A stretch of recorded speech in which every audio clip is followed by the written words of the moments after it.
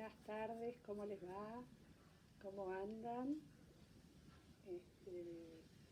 Bueno, estamos empezando la transmisión. Vamos a esperar que la gente se pueda ir sumando. Ahí se empiezan a sumar.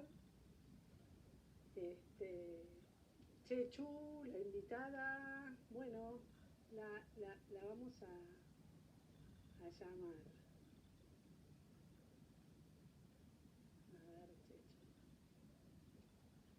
La vamos a invitar, ya está, podemos empezar. A ver, sí, se puede unir. Bueno, vamos a hacer Hola, Ceci.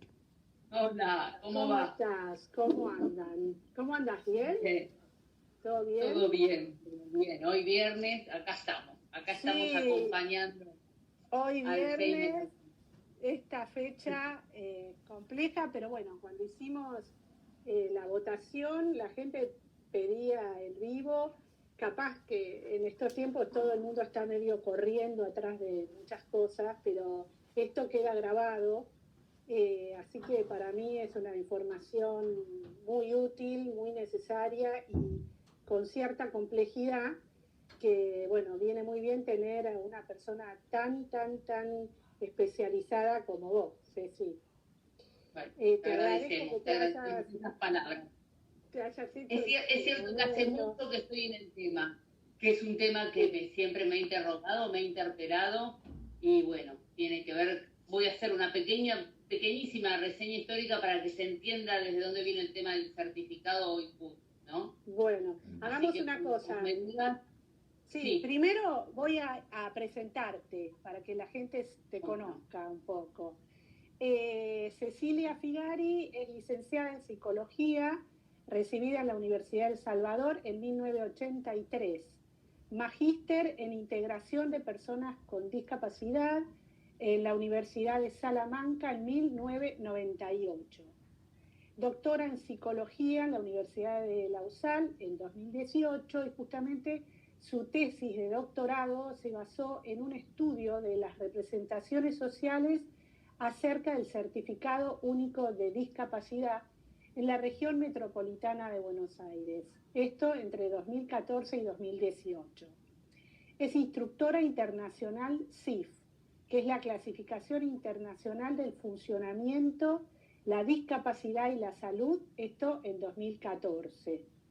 Dictó junto a la licenciada Plandolit el primer curso en la Argentina sobre la CIF, el nivel 1 y 2, en Facultad de Ciencias Sociales de la UBA.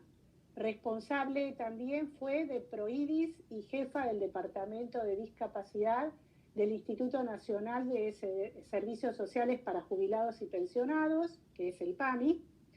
En el año 2000 fue convocada por la Honorable Cámara de Diputados para integrar los grupos de trabajo de la red del área Mercosur de la discapacidad en la revisión de la clasificación internacional sobre deficiencias, discapacidades y minusvalía en representación de la Argentina. Esto fue remitido a la OMS. Hoy es directora del curso de posgrado, de 2 cursos, de formación profesional en prácticas inclusivas junto a las personas con discapacidad y del curso de las personas con discapacidad y las prácticas profesionales. Esto en el Instituto Universitario del Hospital Italiano de Buenos Aires. Y colaboró, que esto lo dejamos aparte también, con el doctor Figari, con su papá, en el libro Apuntes de Neuropsicopedagogía, Problemática del Fracaso Escolar en 2005. Esto es lo que tiene que ver de su currículum en relación a la discapacidad. Después hace muchísimas otras cosas, pero bueno. Y el de políticas públicas con la Fundación PAR, el de políticas públicas en discapacidad con la Fundación PAR, que también ese fue un trabajo muy importante con un comité de expertos en el año 2005. Hicimos un diagnóstico de políticas públicas y entre ellos también abordamos el tema del certificado de discapacidad y distintas políticas de discapacidad. Bueno, escúchame, ¿por qué es tan importante? importante? Sí, bueno, dale. Sí, dale. No, lo dejo para el final. O ahora, el tema de la discapacidad te convocó por alguna cuestión personal, familiar, o vos empezaste tu vida laboral y el tema llegó a tu vida y anduviste por ahí. ¿Hay algo que te convoca especialmente? Mi padre, indudablemente, yo siempre digo que el oficio de la pasión me llevó por mi padre, porque desde muy chiquita, yo para mí, a ver, cuando por ahí mucha gente no sabía lo que era el tema de discapacidad, a mí sí, me atravesaba desde muy chica porque yo iba a escuelas especiales, al hospital, mi primera persona que yo conozco era una persona con parálisis cerebral, Corita, que tenía mi edad, pero una chica con una discapacidad muy grave que se comunicaba solamente con monosílabos. Ajá. Y esta fue mi primera experiencia desde muy chica. Desde allí me apasioné y después también atravesé una situación, hablando de Alzheimer, con mi abuela. Mi abuela en ese momento nos hablaba, que te estoy hablando como 40 años atrás, nos hablaba de Alzheimer. No. Nos hablaba de demencia senil. Sí, o de arteriosclerosis también. O de arteriosclerosis. Demencia senil o arteriosclerosis. Así que yo lo atravesé con mi abuela y fue una experiencia muy, muy fuerte. Así que desde ese lugar me convoca mucho el tema. Porque uno sabe lo que uno atraviesa como familiar en todas esas situaciones.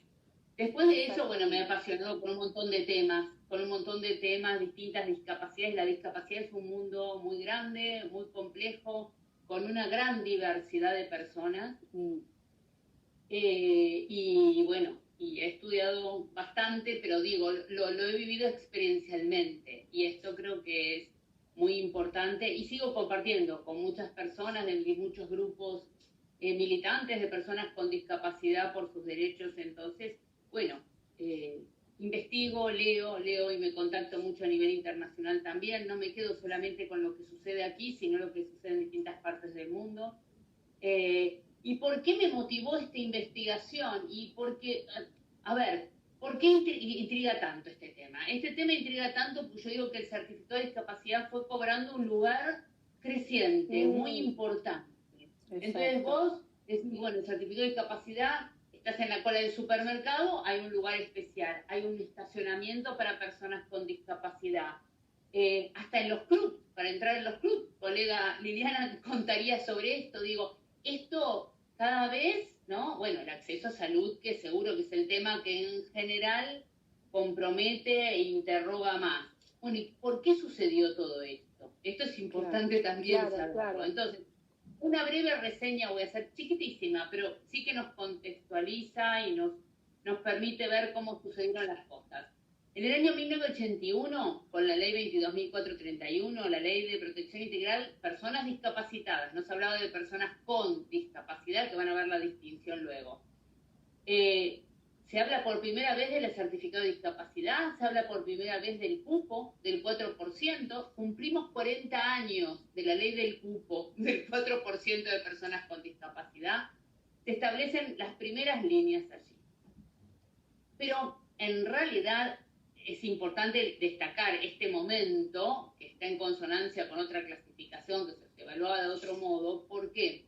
Porque desde ese momento, con un diagnóstico médico y un certificado legal, empieza a ser la discapacidad un problema individual y objetivo, subjetiva, ¿sí? Entonces, los médicos sí tienen que certificar sí las discapacidades, a veces siempre yo digo que lo hacían ojímetro, a veces los porcentajes de discapacidades de las personas, ¿sí?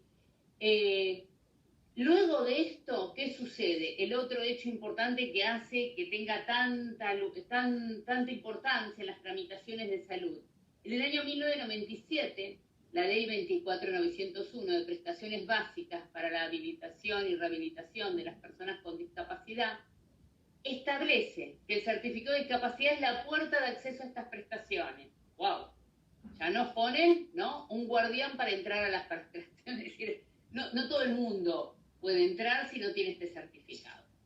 Si bien hasta que se establece, es decir, esto se establece legalmente, hasta que se implementa, lleva su tiempo, el nombre CUT, que es el que conocemos ahora, el Certificado Único de Discapacidad, si bien se establece en el año 2001 con otra ley, que es la 25.504, creo, realmente cobra una fuerza como de mucha potencia, mucha fuerza, en el año 2009. Porque en el 2009 estos certificados de discapacidad, que se hacían con una clasificación anterior, se aplicaban, se evaluaban con el CIDIM, el Ministerio de Salud establece con una resolución que se hagan este certificado único, este modelo de protocolo de evaluación bajo el funcionamiento y la salud. Bien. Perdóname, ¿podés repetir eso que justo se cortó? ¿Se establece? Ceci. Ahí. Se congeló, ¿no es cierto? Ceci. Hola. Sí, ahí volvió, Hola, ¿no? Ceci. Sí. Tuvimos un corte en un momento en que decías se establece y ahí cortamos. Establece cuando llegamos al 2009, que es lo más actual. El Ministerio de Salud establece que las juntas evaluadoras van a evaluar la discapacidad a partir del modelo y protocolo de evaluación con la CIE. El funcionamiento y las... Ay, no. Ahí. A ver, si no pongo... Si hay algún problema... Sí, pero hay algún problema, sí. A ver. Mira, voy. A ver.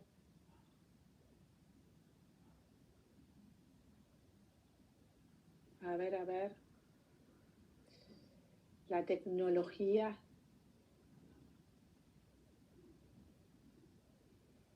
Ceci.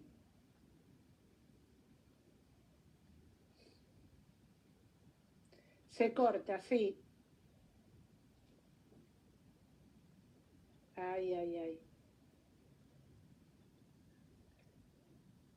Se nos fue. Salió. Vamos a volver a entrar, a buscarla, a ver. Vamos a invitarla y vamos a ver qué pasa. Crucemos los dedos. A ver. Hola, Ceci. Sí. Dale. Bueno, vamos, dale. Bueno, vamos de nuevo. Pero esta parte es la más actualizada, en el que en 2009 el Ministerio de Salud establece esto. Entonces hay que evaluar la condición de discapacidad con el modelo y protocolo de la clasificación CIE. ¿Sí? Bueno, escúchame. A ver, ¿qué es la CIE?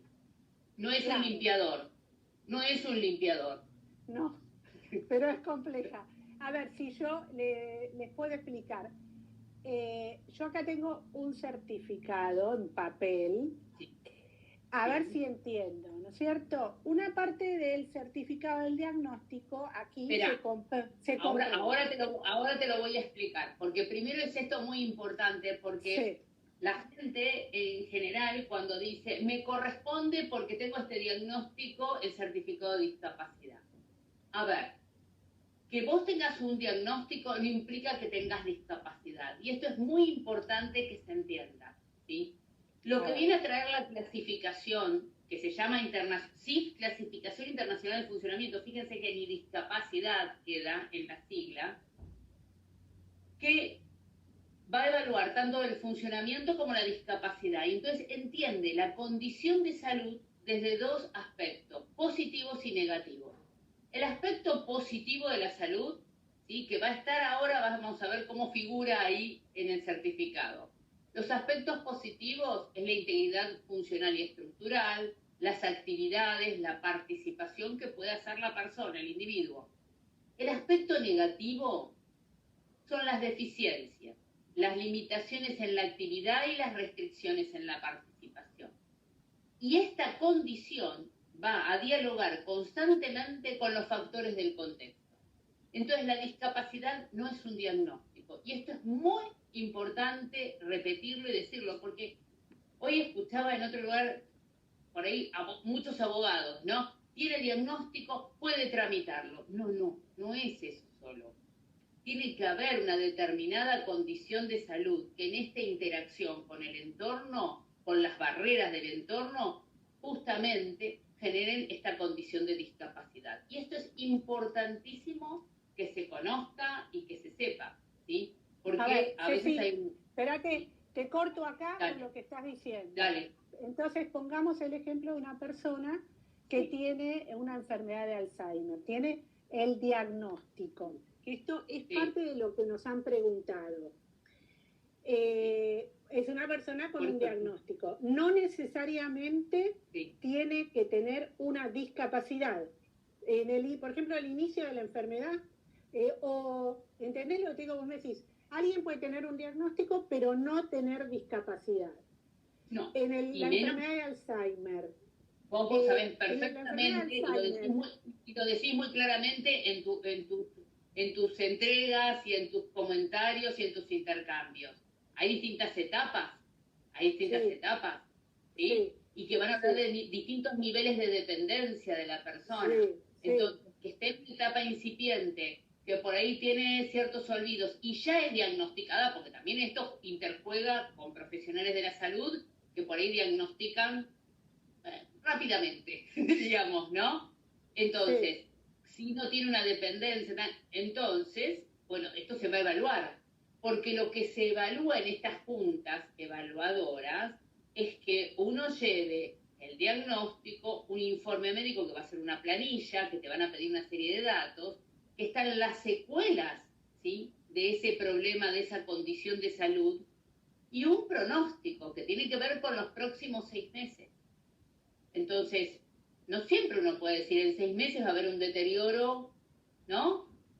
Y lo que pasa que en ese sentido la enfermedad plantea esto lo estoy pensando por primera vez, pero plantea una dificultad, porque en general lo primero que aparece muchas veces son los déficits en la memoria, en la atención, y son esporádicos, son episodios que se presentan, y si uno hace la evaluación, hay un deterioro cognitivo, pero la persona funciona en casi todos sus momentos adecuadamente, pero sí ya tendría ahí, como digamos, muy bien indicado, un tratamiento de estimulación cognitiva para que esas funciones que ya muestran deterioro no sigan deteriorándose más. Entonces, es complejo porque yo voy a tramitar el certificado y la persona, bueno, le ha pasado por ahí de estos hechos algunos pocos, y capaz en la junta evaluadora pueden determinar que, bueno, que no hay no hay alguna... Es difícil de determinar la discapacidad en ese caso. El problema allí es, te hago otra pregunta, diríamos como sistema de salud, ¿no? ¿Por qué el sistema de salud, que por ahí antes permitía el acceso a las prestaciones de estimulación cognitiva, pone como barrera que si no tiene el CUT no puede acceder a la estimulación cognitiva o un tratamiento psicológico, un tratamiento de fisiatría si fuera de otro estilo, o fonoaudiología por una fascia? Digo, este es un problema de por qué el sistema de salud entró en una lógica y se instaló el certificado de discapacidad como puerta de acceso. Entonces, todo es algo que ahí se queda concentrado y es una barrera. En realidad ahí no a veces es un facilitador, sino una barrera para acceder a la prestación que necesita. Esto pasa en todos los ciclos vitales con distintos problemas de salud. Pero hablando del Alzheimer, uno diría, esta estimulación cognitiva frente a dificultades, que ya sabemos, un pronóstico con los tiempos y la variabilidad y singularidad de cada persona en cada contexto, situación de discapacidad, esa persona te debería acceder a esa prestación. Y hoy por hoy está establecido de un modo que si no tienen certificado no accede a esa prestación. Bueno, exacto. Entonces, yo te lo pongo en debate. Yo lo pongo en debate porque yo no acuerdo con esta cuestión. No, y yo lo que quiero, el origen de este vivo es ayudar a la gente que tiene la decisión de tramitarlo, porque también digo, se puede tramitar o no, la gente que tiene la decisión, bueno, ¿cuál es la mejor vía? La vía que le permita acceder a los tratamientos que requiere. Entonces digo, como alguien lo preguntó, ¿cuál sería el mejor momento para tramitar el certificado de discapacidad en la enfermedad de Alzheimer? ¿Cuál sería el mejor momento? Porque si yo voy, hago toda la solicitud y la junta evaluadora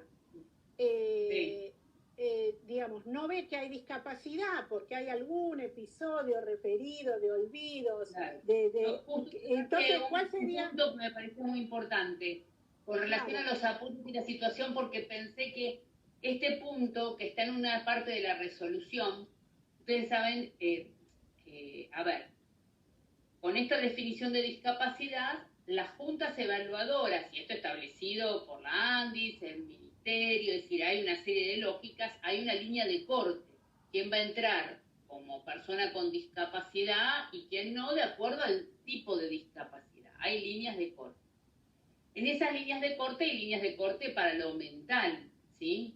Porque el Alzheimer se ubica dentro de la discapacidad mental, no la intelectual, que es para las personas en el desarrollo. Aparecen estas dificultades en el desarrollo, con otro tipo de compromiso en las habilidades prácticas y emocionales. Pero me pareció importante de la normativa que existe, ¿sí? Actual, para tener una idea, además después de explicar estos detalles que vos dijiste, hay una equivalencia en lo cualitativo que nos daría una idea, acercaría, aproximaría en qué momento sería el adecuado.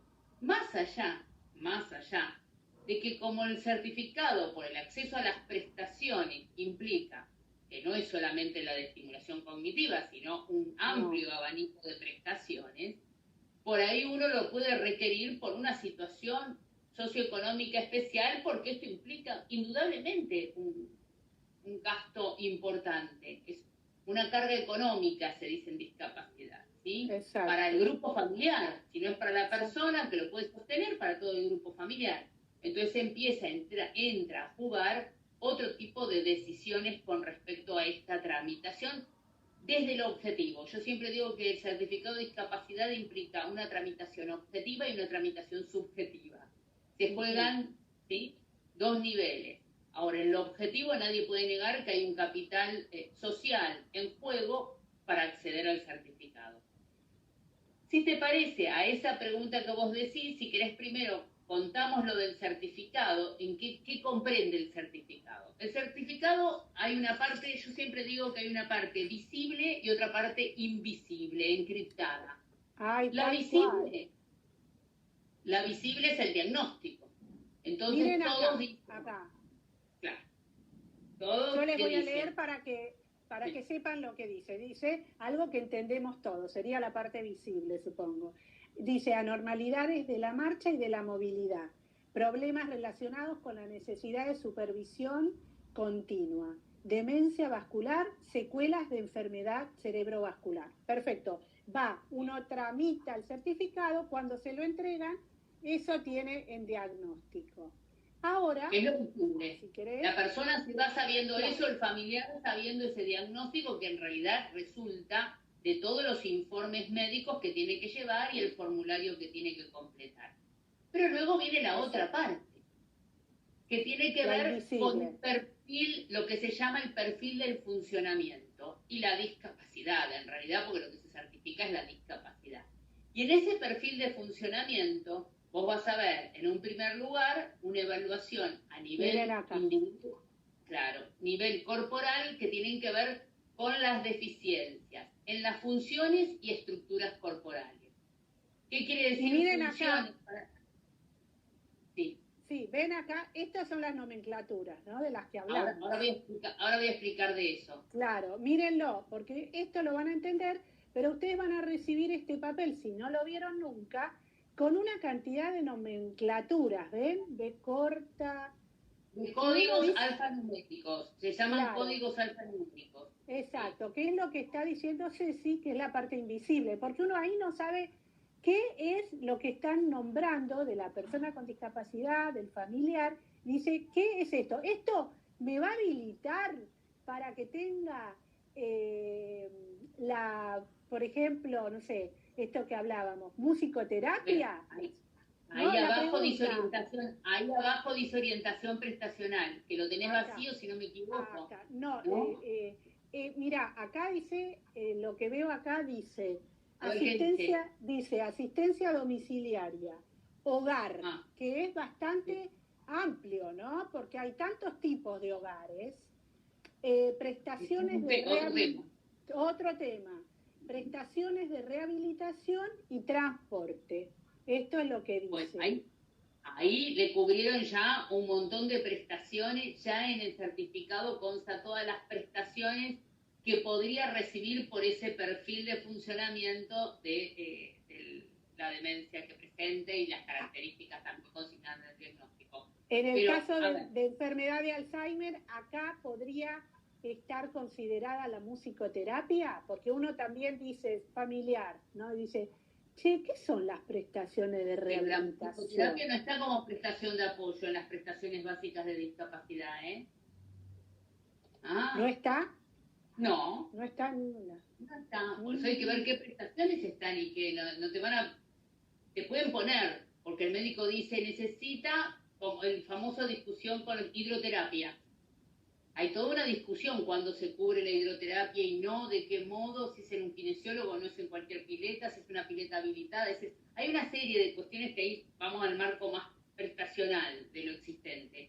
Pero sí. No. Ahora, por ejemplo, entonces, si yo soy familiar o soy una persona con enfermedad de Alzheimer de inicio y voy a tramitar este certificado, y me vendría bien saber esto que vos decís. Mirá que musicoterapia no está dentro de las prestaciones. ¿Hay un listado donde la gente pueda entrar? El sistema de prestaciones básicas. Sí, después yo te paso, primero que el sistema de prestaciones básicas, uno pone sistema de prestaciones básicas de discapacidad y un montón de información y la pueden buscar en la página oficial de la ANDIS, donde están todas las prestaciones, ¿sí? Registradas. Y se entiende. Esto por un lado. Se entiende sí, para el que no conoce. Por ahí habría que hablar por ahí habría que dedicarle otro vivo a hablar de las prestaciones. Es otro tema y es otro mundo, pero bueno, en realidad, por eso, hay prestaciones que están en el sistema, que las obras sociales las otorgan fácilmente y otras que no son tan fácilmente, se utilizan recursos para eso. Pero yo quería terminar, antes de eso quería terminar de explicar, y ahí me viene mi afán docente. Sí, yo me tengo que acordar de la pregunta que sigue a esta. Vos escribiste la pregunta, yo tengo acá otra cosa también para leer. Vos escribiste la pregunta, pero sí lo que me parece importante es que vean cómo está conformado ese certificado de discapacidad. Entonces tenés el diagnóstico, que lo lees, ¿sí? Que está escrito, está descrito, no está con código.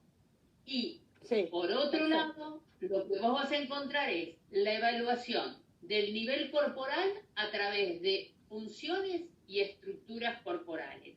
¿Qué quiere decir funciones? Incluye todas las funciones fisiológicas, incluyendo las psicológicas. Después las estructuras corporales, que es muy importante distinguir esto, porque hay problemas que no tienen ningún daño desde la estructura corporal, pero sí en lo funcional, en las funciones psicológicas, en las funciones cognitivas superiores. Esto es importantísimo que se puede evaluar desde la CIF. Esto a nivel individual. Después, a nivel corporal. A nivel individual vas a tener las actividades y la participación.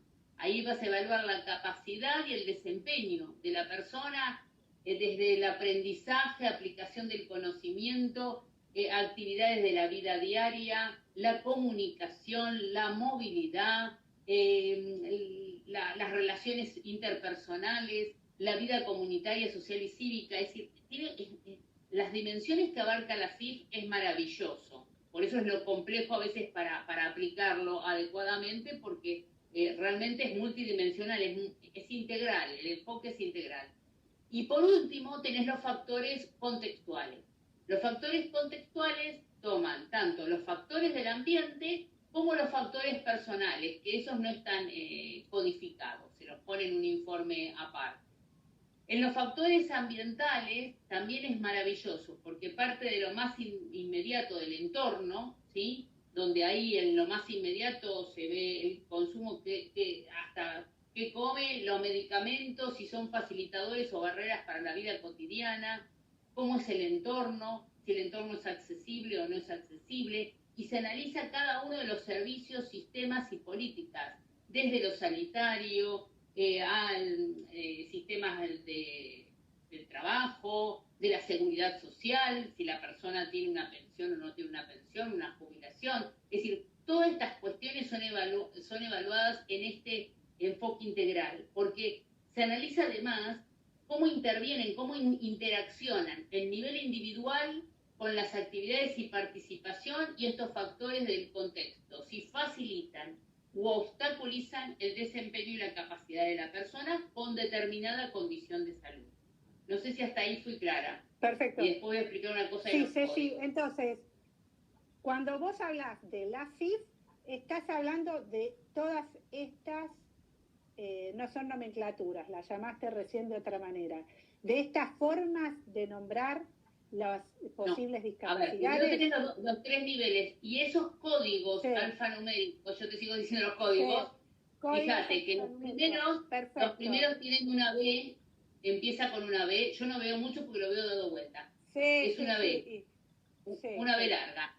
Sí, con las estructuras es una S, en actividades y participaciones es una A y una P de participación, puede estar uno u otro o solamente uno en la evaluación, y en los factores contextuales vas a ver un signo más o un punto. Claro, acá, ¿sí? Perfecto, más o un punto. Entonces, cuando es el signo más es un facilitador, cuando es un punto es una barrera, por eso. Tiene toda una... Y hay distintas categorías que se van viendo en cada una de las dimensiones, ¿sí? Está bien. Y todo esto en el interjuego, sí. Bueno, ahora, tengo un poquito de calor, estoy toda transpirando. La cuestión es la siguiente. Sí. Para que la persona se vaya con lo que necesita. Sí. Digo, ¿no? Porque era lo que me quedó de la pregunta de lo que estábamos hablando. Ahora yo voy a ir a esta pregunta. Sí. Bueno, es importante entonces que el médico que hace el informe que yo voy a llevarle y presentarle a la Junta ponga claramente y específicamente todo lo que la persona necesita. O sea, esto que vos me decís, musicoterapia no está en ningún lado. Entonces es fundamental que el médico lo indique y lo exprese claramente y lo ponga por escrito para que entonces uno ya va con eso y está indicado por el médico. Entonces ya eso es no muy solamente importante. Indicado, sino fundamentado. Porque acá pasan otras cuestiones también. Acá hay informes a veces médicos que hay grandes prescripciones y poco fundamento de una evaluación, por lo cual corresponde ese tipo de prestación. ¿Por qué digo que tal persona necesitaría musicoterapia, como dijiste vos, y no terapia ocupacional? Bueno, tiene que haber un fundamento en el informe médico. Esto a los médicos los interpela. Yo en mi investigación justamente fueron también parte, no solamente las personas con discapacidad, sino los profesionales de la salud. No siempre los médicos están preparados para esta demanda. Claro, también, claro, eso te iba a decir. Además que la fundamentación tampoco es una cuestión específica de la disciplina médica. Pero bueno, lo importante es que nosotros le digamos, mire doctor, el objetivo del CUD es lograr las prestaciones que puede necesitar nuestro familiar o bueno, la persona que lo tramita en un inicio de enfermedad. Entonces, yo lo que le pido es que por favor indique el tratamiento y por lo que vos estás diciendo, lo fundamente y fundamente quizás por qué musicoterapia y capaz también terapia ocupacional, porque lo que vos me decís respecto a la musicoterapia, ¿me estás pudiendo oír? Sí, sí, te oigo. ¿Me podés oír? Cortado el momento, pero lo que vos me decís de respecto a la musicoterapia, yo consulté en una prepaga de las más conocidas y me dijeron exactamente esto. sin CUD no hay musicoterapia alguna, pero bueno, por lo menos hay una musicoterapia posible, aunque no está en todas las clasificaciones que vos decías, sí está como posibilidad. Entonces, clave que ese informe médico indique lo que necesita la persona y lo fundamente. Es importantísimo, y que haya fundamentación, pero por eso en los formularios que te va a solicitar las juntas evaluadoras, porque cuando vos inicias el trámite te van a decir que llenes una serie de informes y llenes un formulario, que te lo va a tener que hacer tu médico, ¿sí? El médico pertinente por el tipo de discapacidad. Ahí tiene que haber una fundamentación.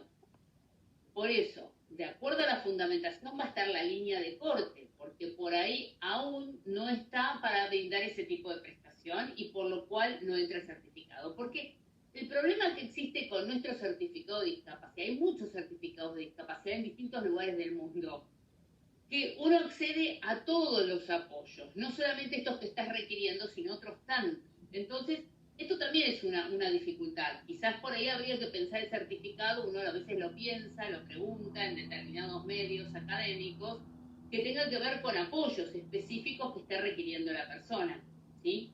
El acceso a todas las prestaciones que te habilita el certificado de discapacidad, vos sabés que es importante. Las prestaciones básicas, los medicamentos 100%, de acuerdo al tipo de patología específica, discapacidad específica, no es 100% de cualquier medicamento. Esto también hay que aclararlo, porque a veces la gente piensa 100% de todos los medicamentos. No, es específico, por tipo de discapacidad. Después el transporte terrestre, a veces con acompañantes, si así lo indica también en la evaluación del certificado, se determina si requiere acompañante o no, para el transporte. Espera, tengo una pregunta en relación a eso. Como la enfermedad de Alzheimer tiene distintas etapas y requiere de distintos apoyos en las distintas etapas, ¿qué pasa cuando, por ejemplo, el médico hace el informe y se tramita el certificado en la etapa de inicio y, por ejemplo, en ese momento la persona pañales no necesita, pero si de seguir con vida la persona, es muy probable que lo vaya a necesitar. ¿Qué hacen? Porque el médico no puede... Tiene que volver a pedir para certificar esa prestación. Es como si sucede que aparece personas de otra discapacidad, que no solamente es mental, aparece una discapacidad física, tuvo un accidente, además de su discapacidad mental.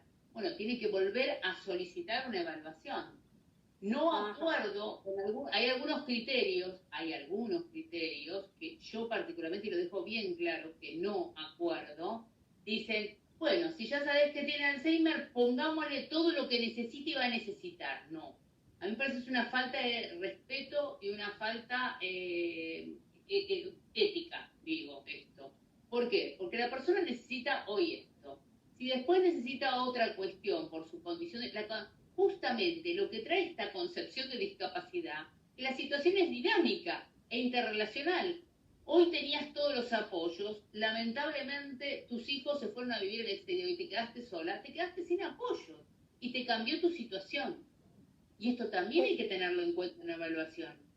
Y la junta evaluadora no me va a decir, espere al vencimiento o a la renovación, al vencimiento del... No debería. No debería. Y si sucede, bueno, hay otras herramientas para accionar ahí, digo. Pero no debería. ¿Por qué? Porque la propia definición de discapacidad que nosotros como Estado, como país, adoptamos, además apoyados en la Convención de los Derechos de las Personas con Discapacidad, porque nuestro país ratificó la Convención en el 2008, está clarísimo esta situación dinámica interaccional. Entonces yo tengo el derecho, si cambia una situación, ¿sí?, de solicitar, porque es cierto, no es lo mismo. Ahora, ¿cómo voy a hacer? Algunas personas dicen, ponga todo desde el inicio, pañales, esto, hogar. Si la persona está en un... es tremendo. Otra cuestión importante que quiero decir también con todo lo que tenga que ver con la discapacidad mental, y esto por la ley de salud mental, ¿sí? Del 2006, si no me equivoco, que también es, o 2008, ahí estoy en la duda. Lo importante del tema del consentimiento para tramitar el certificado de discapacidad. El respeto a la autodeterminación de la persona. El respeto a la... Y si hay que tramitarlo por la situación socioeconómica, hay que buscar los modos de la comunicación accesible en un formato accesible, que esto existe, Lengua Franca tiene un montón de formatos accesibles, para que la persona, ¿sí?, pueda dar el consentimiento, ¿sí?, para acceder a esta certificación. Esto es muy importante, porque muchas veces esto no es respetado. Ahí dice 2010, Daniel dice 2010 el certificado. Muchas gracias, Daniel. Digo, porque me parece que si esto no se respeta, escuchaba otro caso y decía, sí, mi papá, pero no sabe que tiene esto, yo solo quiero tramitar. No. A ver, no. Respeto a la dignidad de la persona, y uno dice, no va a entender, no va a comprender, hay formatos accesibles para que comprenda. Entonces, sí, esto sí lo quiero dejar, porque estas sí son posiciones éticas con respecto al tema, ¿no? Esto me parece también muy importante. Bueno, mira, vamos a tener que por ahí ir contestando algunas de las preguntas. Me parece que, y te convoco para marzo de vuelta, porque el tema es muy complejo y tiene muchas aristas interesantes para pensarlas. Yo te digo algo ahora. Entonces, a la persona fue esto, se puede hacer ahora la tramitación en pandemia, se puede lograr, se puede hacer, sí, se puede tramitar. Las juntas evaluadoras depende de cada región, vos sabés que dependen de hay en distintas regiones, hay en Cava, pero en todas las provincias también hay, en distintas localidades, funcionan de distintos modos. Algunas siguen en línea y otras están trabajando presencial ya hace tiempo, ¿sí? Perfecto. Entonces, los trámites se tramitan digitalmente, eso va a necesitar un apoyo, una ayuda. ¿Dónde se tramita el CUT? Bueno, esto va a depender del lugar donde vivas. Depende del lugar donde vivas, tramitas ese certificado. Exacto. Entonces, a mí agarro, y voy a tramitar el certificado, me dan esto en este momento, sí, y lo empiezo a leer. ¿Qué hago en ese momento si yo me dan el certificado y todo esto no sé lo que quiere decir? Pero yo sé lo que quiero que le den a la persona con discapacidad. Puedo agarrar y decir, escúcheme, discúlpeme, doctor de la Junta Evaluadora, con este certificado tengo habilitada la estimulación cognitiva en todo esto que dice acá. Esto me está habilitando, usted me lo puede decir, a ver, dígame dónde. Porque, ¿viste cómo son las tramitaciones hoy en día, por lo menos en este país? Entonces, yo lo que digo es que uno tiene que ir bien posicionado para no salir con este papel y cuando va a la obra social y a la prepaga, le dicen, ay, pero esto no dice acá esto, no dice, no te habilitaron para esto. ¿Cómo podemos hacer para salir con un CUD que sirva para lo que la persona necesita? Bueno, a ver, la persona, la usuaria, si no es profesional y que sabe decir, no va a entender los códigos. Esto es así de cierto. Lo que sí uno puede exigir, yo sí lo que te di la dirección ahora para que compartas, eso sí compartirlo. Ahí está, ahí está, miren, ahí tenés, la dirección me la preparó mi hijo. Ese link es muy importante porque alguien estaba preguntando cómo obtener certificado, porque ahí van a ver, hay una cuestión que tiene que ver con los requisitos. Y están las resoluciones que hacen a los perfiles de funcionamiento de tipo de discapacidad. Y ahí van a encontrar el de tipo de discapacidad mental.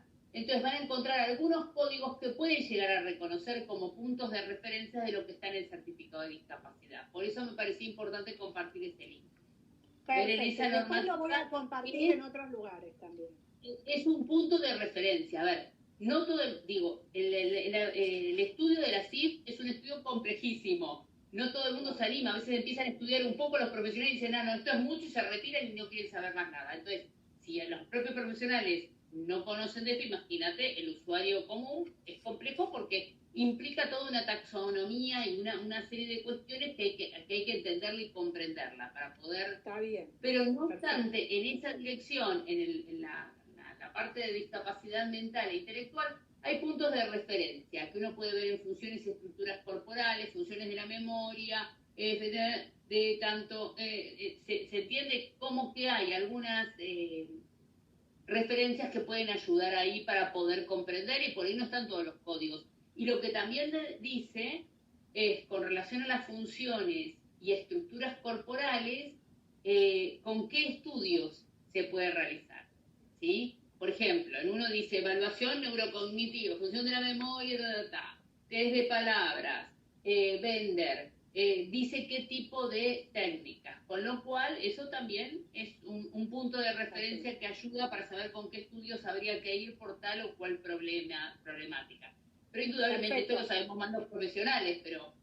Acá, por ejemplo, lo que sí es claro es cuando, que se fijen si están queriendo la cobertura de cuidados domiciliarios, acompañante que diga que sí. Esto sí lo vamos a entender. Eso está bueno. Ahora, no, y están todas las prestaciones. Y están todas las prestaciones. Está esto que dijimos acá, ¿no es cierto? Asistencia domiciliaria, el hogar, prestaciones de rehabilitación y transporte. Bueno, a ver, preguntas que tenemos, que creo que un poco ya, teniendo el CUD por demencia, ¿la medicación psiquiátrica está 100% cubierta? Sí. Y depende del diagnóstico. A lo sumo que sea un diagnóstico, claro, pero yo creo que habrá que ver qué medicación psiquiátrica, porque acá puede otra cuestión, cuando dicen me rechazaron el 100%, porque hay ciertas medicaciones que no están en el vademecum de determinada obra social, y la obra social dice, esta medicación no la cubrimos, la solicita un médico, pero no la obra social la reconoce dentro, ¿sí?, de las medicaciones que autoriza. Entonces, por eso no se los reconoce a veces. Esto también hay que decirlo. También, perfecto. Acá una persona dice, ¿se puede tramitar el CUD por enfermedad de Alzheimer si hay un déficit para escuchar? No. Si una persona tramitó un CUD, ¿se puede ampliar? Mi mamá tiene un CUD por hipoacusia. ¿Se puede ampliar con otra patología? ¿Hay que hacer el trámite de vuelta? Hay que hacer el trámite de vuelta, porque si no, no está cubierto. Si no, no está cubierto por ese tipo de discapacidad mental. Está cubierto por la discapacidad auditiva, pero no por la mental. Y si tiene otra discapacidad física, también hay que agregar eso con los informes y los estudios correspondientes. Esto es así. Se certifica la condición de salud que interacciona negativamente con los factores contextuales. Perfecto. Acá dice, una persona con dermapolimiositis y reemplazo total de las 2 caderas, ¿puede tramitar el CUD? Como tramitar, todos pueden tramitar. A ver, esto también tiene que quedar claro. Todos podemos ir, el trámite es voluntario y es gratuito, todos podemos tramitarlo. Todos tenemos condición de salud diversa, con esto que hablé de los aspectos positivos y negativos. Ahora, que se certifique la discapacidad es otra cuestión. Como tramitarlo, puede tramitar. Habrá que ver si los informes dan cuenta de que hay una condición de discapacidad. ¿Se comprende esto? Sí, perfecto. ¿Sigue vigente la extensión por 1 año de los CUD que vencen en el 2022? Los del 2022 del primer semestre se extendieron. Está en la misma página que te di, ahí, en la misma página está la información. Perfecto. Ahí lo van viendo. Pero acá había una pregunta como, digamos, en relación a los porcentajes, ¿no? ¿Se puede tramitar el CUD si hay un déficit para escuchar de un oído de un 40%? Ahí tuve una discusión. Se puede tramitar, pero la consideración de discapacidad es con ambos oídos o ambos ojos. Por eso ahí hay otras consideraciones del perfil de corte. Como tramitarlo pueden tramitar, pero no siempre quiere decir que le van a dar. decir, uno puede tramitar, puede acceder, se le otorga, yo siempre digo que hay distintos momentos, el otorgamiento, la denegación o no renovarlo más. Existe. En el Alzheimer en general no va a pasar esto de no renovar. En niños, por ejemplo, esto sí es una opción y se tiene que saber. No siempre se tiene que ir a renovar el certificado. Una persona puede decir, no lo renuevo más. Esto también es una opción en la vida, porque la condición de salud cambió, la persona se apoya desde otros lugares y no necesita el apoyo del certificado de discapacidad. Esto hay que decirlo, porque pareciera que fuera un certificado que hay que renovar continuamente. No, es una condición de salud que puede modificar. Y otra pregunta que también me parece importante. ¿Qué pasa si yo tengo el certificado de discapacidad? Ese certificado, la obra social dice que yo requiero determinados tratamientos y la obra social o la prepaga no me los dan. Entonces, está ahí contemplado en el CUD, claramente. Pero yo voy y lo pido ahí hay otros mecanismos legales para aplicar que en general son los amparos de salud. A ver, se llega al amparo porque no se encuentra. Hay algunas obras sociales que median. Se dan cuenta que es mejor antes del amparo llegar a una mediación entre partes y se media. Que a veces no es ni lo que quiere el usuario y la familia y lo que puede dar la obra social y se llega a un punto intermedio. Pero, a ver, si se niegan y está contemplado y es una demanda y está certificado en la orientación prestacional y no se lo dan, y sí, ahí sí se tiene que llegar al amparo. Yo particularmente no acuerdo que la vida sea todo amparo, porque si existen tantos amparos quiere decir que hay algo que está funcionando mal en el sistema, que no da en el momento que corresponde el servicio, ¿no? Lo que tiene que dar. La demanda. Tal cual. Y después había una idea que me parece que está bueno aclararla también. ¿Para qué sirve tramitar el certificado de discapacidad? Una persona dice para poder firmar por él en la obra social y tratamientos legales. Yo creo que esto no está claro, que no sería para nada lo que habilita el certificado único de discapacidad. No, es otra cosa. Más aún, aquí también tenemos que hablar de la ley de salud mental, y yo lo pongo en juego y pivoteo, porque a veces no se pivotea con estas cuestiones en discapacidad. Recordar, así como dije lo de la autodeterminación y el respeto para que la persona elija, ¿sí?, del modo que pueda, con los apoyos que sean necesarios, que esto también está por ley. A ver, con todas estas cuestiones de esta tramitación que dice apoderar, no. Se puede llegar a hacer una restricción de capacidades por la condición de salud en un grado importante, severo, de dependencia o completo, ¿sí? Una restricción de las capacidades y ahí sí se le da un poder a la persona. Pero si no está en ese estado, en esa condición de salud, no corresponde, ¿sí? Si hay algo que hemos logrado con la ley de salud mental, es esto, el respeto, ¿sí?, a la libre autodeterminación de las personas y que las personas decidan.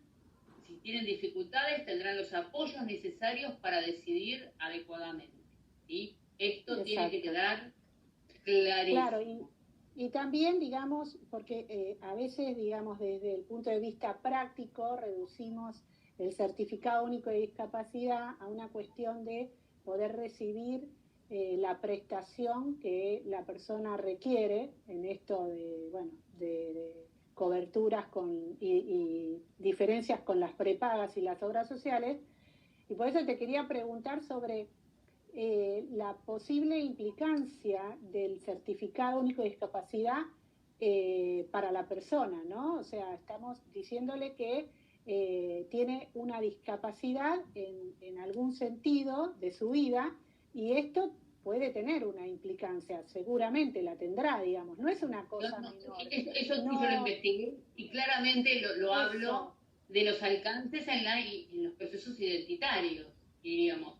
Algunas personas lo pueden sentir que la tramitación es de un gran orgullo, es conquista de derechos, me habilita accesos de derechos, y otras personas pueden sentir mucha vergüenza, se pueden sentir estigmatizadas por portar un certificado de discapacidad, porque quieras o no, al tramitar, un certificado de discapacidad. Vos adquirís además una identidad social, persona con discapacidad, un rol, ¿sí? De la persona con discapacidad. Entonces hay personas que lo viven con muchísimo orgullo y hay otras personas que no, que lo hacen, que no quieran tramitarlo, por ejemplo.